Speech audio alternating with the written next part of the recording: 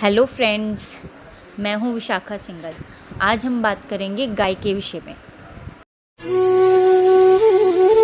जब भी हम छोटे बच्चों को शिक्षा देते हैं, उसे पक्षी के बारे में बताते हैं, तो जब हम पशुओं की बात करते हैं तो उसमें गाय का जो भी चित्र आता है तो सबसे पहले उसे बताते हैं ये काऊ है, ये गाय है। और जब इस बारे में वो और पूछता है तो उसे बोलते हैं कि गाय हमारी माता है। उसको जब भी घर में खाना बनता है तो सबसे पहले रोटी गाय की निकलती है। और कहते भी हैं, हमारे बड़ों ने भी सिखाया है कि गाय में 33 करोड़ देवी देवताओं का स्थान होता है। और जब बात आती है कि हम घर में पहली रोटी गाय की निकालते हैं, तो कोई भी छोटा बच्चा होता है जो इन चीज़ों से अनभिज्ञ होता है, वो ये उसका प्रश्न होता है कि गाय की रोटी निकालने के बाद वो रोटी जाती कहाँ है। क्योंकि आजकल के टाइम में आपने देखा होगा, आपको सड़कों पे कम दिखती हैं गाय।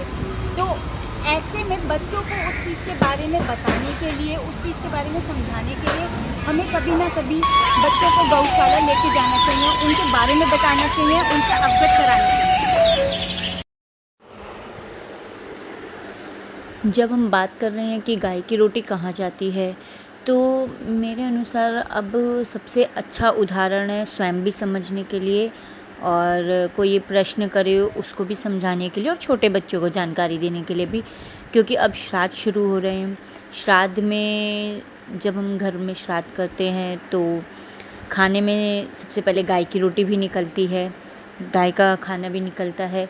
तो उस खाने को गाय को देने से पूर्व बच्चे को जानकारी के लिए उसको स्वयं लेके जाना चाहिए, हमें स्वयं जाना चाहिए, ताकि उसको जानकारी मिल सके कि जो श्राद्ध की पूजा के समय हमने खाना निकाला है गाय का, वो कहाँ गया है, हमने कहाँ गाय को दिया है। अगर वो हमें सड़क पर, रोड पर नहीं दिखी गाय, तो वो खाना हम गौशाला में देख के आते हैं, तो वो गौशाला कहाँ है और कितनी सारी गाय होती हैं वहाँ पे, जिससे बच्चों को उन सब पर के बारे में जानकारी मिले, उस पर्यावरण के बारे में जानकारी मिले।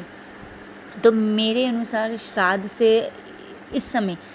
से अच्छा समय कोई नहीं है कि हम बच्चे को एक जानकारी दें कि खाना जो साधारण दिनों में भी गाय की रोटी निकलती है, और वो अगर हमें सड़क पर गाय नहीं दिखती तो वो खाना कहाँ जाता है, हम कहाँ देकर आते हैं।